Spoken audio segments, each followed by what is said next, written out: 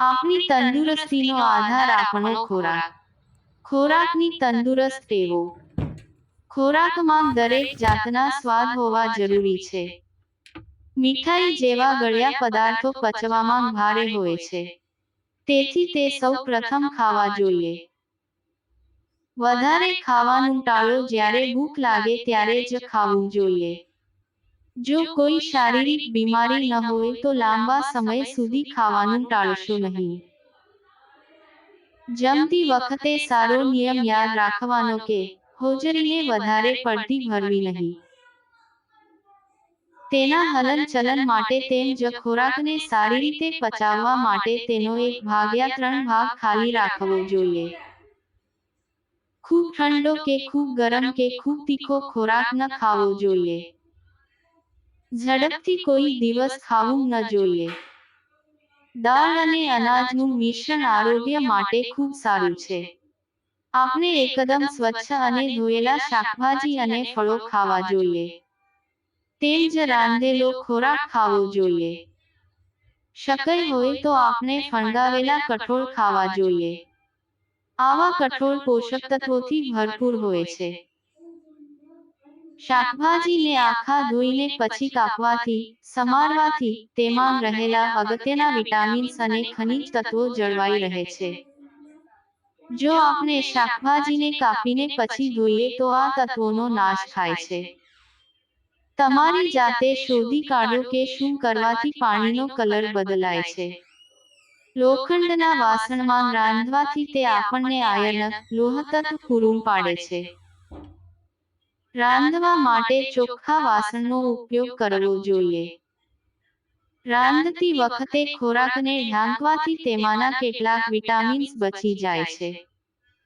વાસી ખોરાક કરતાં તાજો રાંધેલો ખોરાક વધારે સારો હોય છે. રાંધેલો ખોરાક સંગ્રહ કરવાની અને બીજા ભોજન સુધી રાખવાની ટેવ દૂર કરો.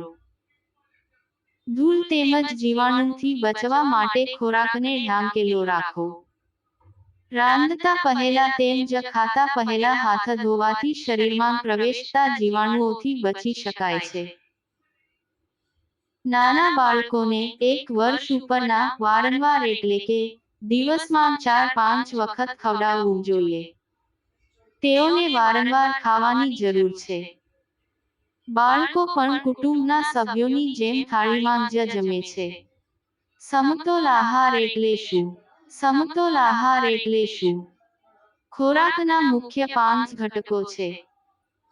ચરબી, ઘી તથા તેલની, પ્રોટીન, ઈંડા, કઠોળ, દૂધ, શર્કરા, અનાજ, ખાંડ તેમજ ગળી, મીઠી ચીજો, ખનિજ તત્વો જેવા કે કેલ્શિયમ, આયર્ન અને વિટામિન. ખનિજ તત્વો અને આયર્નની જરૂર ખૂબ જ ઓછા પ્રમાણમાં પડે છે. સામાન્ય રીતે ખોરાકમાં લેવાતા પોષક તત્વોના મૂલ્યો વિશે તમે આગળ શીખશો. અનાજ જેવા કે ચોખા, ઘઉં, જુવાર, મકાઈ, બાજરી આપણા રોજિંદા ખોરાક છે. તે આપણને શક્તિ આપે છે. ઘણા લોકો વિચારે છે કે ઘઉં અને ચોખા સારો ખોરાક છે, પરંતુ હકીકત એવી નથી. બાજરી, જુવાર તેમજ મકાઈ પણ એટલા જ અગત્યના છે. આ પણ પોષક તત્વોથી ભરપૂર હોય છે. અનાજ અને કઠોળ શરીરનો બાંધો બનાવવા માટે જરૂરી તત્વો પૂરા પાડે છે. માંસ, ઈંડા, દૂધ અને દૂધની બનાવટોમાં વધારે પ્રોટીન હોય છે. તેલ અને ઘી વધારાની શક્તિની સાથે સાથે શરીરને ઊંજણ પણ પૂરું પાડે છે. બાળકોને પૂરતા પ્રમાણમાં ઘી તથા તેલની જરૂરિયાત છે. લીલા પાંદડાવાળા શાકભાજી લોહી બનાવવામાં મદદ કરે છે. શાકભાજી આપણને આંતરડાના સામાન્ય હલનચલન માટે જરૂરી રેસાઓ પૂરા પાડે છે.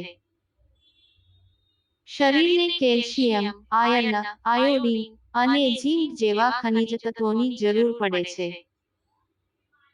કેટલાક પોષક તત્વો જેવા કે વિટામિન્સની ખૂબ જ ઓછી માત્રામાં જરૂર પડે છે. આ બંને પોષક તત્વો શાકભાજી, ફળો, ફણગાવેલા કઠોળ તથા મીઠામાં હોય છે. આપણી તંદુરસ્તીનો આધાર આપણો ખોરાક. તમે જાણો છો કે પીવાનું પાણી એ આપણા માટે સારું છે. પરંતુ તમે એ જાણો છો કે શરીરની દરેક ક્રિયા તેમજ દરેક અંગ પાણી પર આધારિત છે. શરીરના દરેક કાર્ય માટે પાણી એ અનિવાર્ય છે. આટલું ન કરશો. ભાતને રાંધતી વખતે તેનું પાણી ઓસામણ ફેંકી દેવું ન જોઈએ. શાકભાજીને વધારે ન ચડાવશો પકાવશો. ચોખાને વધારે ઘસીને ન ધોશો. તેમજ લોટનું થંભું ફેંકી ન દેશો. સમતોલિત ભોજનનો વિચાર, રંગબેરંગી ભોજન. સમતોલિત ખોરાકના ઘણા રંગો હોય છે. અનાજ સફેદ અથવા બદામી હોય છે. ઈંડા તેમજ માછલી પણ સફેદ અથવા ભૂરા કલરના હોય છે. દૂધ અને દહીં પણ સફેદ હોય છે. કઠોળ પીળા રંગના હોય છે. ચરબી અને કેટલાક ફળો પણ પીળા રંગના હોય છે. પાંદડાવાળા શાકભાજી લીલા રંગના હોય છે. ફળો લગભગ લાલ અને કેસરી હોય છે. તે જ રીતે માંસ અને મરઘી પણ લાલ અને કેસરી રંગના હોય છે.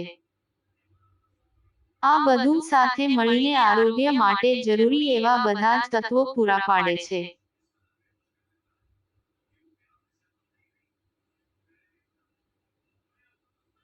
અનાજ અને કઠોળનું મિશ્રણ તથા શાકભાજીની સાથે લીંબુ ખોરાકની ગુણવત્તા વધારે છે. લીંબુ, જામફળ તેમજ આંબળા આયર્નનું શોષણ વધારે છે અને લોહીને લાલ અને તાજું રાખે છે. ફણગાવેલા અનાજ અને આપણી તંદુરસ્તીનો આધાર આપણો ખોરાક. બાજારુ ખોરાક ટાળવો. બહારના ખોરાક ન ખાવા જોઈએ. કેટલાક લોકોને બજારના ખોરાક જેવા કે ઠંડા પીણાં, પેસ્ટ્રીઝ, ચોકલેટ અને વધારે તળેલી ચીજો ખાવી ગમે છે. આ વસ્તુઓ ગામડાઓમાં તેમજ રોડ પરની લારીઓમાં તેમજ દુકાનોમાં મળે છે. દુકાને અને મેળામાં પણ આવી વસ્તુઓ મળી રહે છે. બાળકો તેમજ યુવાનો આવી વસ્તુઓ લે છે. શું તે ખરેખર સારી છે? ના, તે આરોગ્ય માટે હાનિકારક છે. તે બધી જ ચીજો બિનજરૂરી છે. તેમાં નુકસાનકારક રસાયણો હોઈ શકે છે.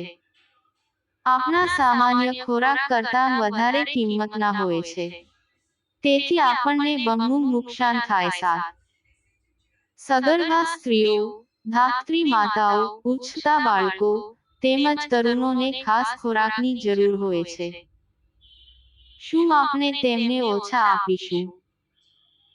પાઈ ખોરાકને પકવતી વખતે અને પેક કરતી વખતે સ્વચ્છતાની ખૂબ જ જરૂર છે. માણસ શાકાહારી હોય કે માંસાહારી, સૌને પૂરતા પોષક તત્વો લેવા જરૂરી છે. સુકાયેલો ખોરાક અને નિષેધ કરેલો ખોરાક આપણું આરોગ્ય બગાડે છે. સામાન્ય સુકાયેલા ખોરાક કયા છે?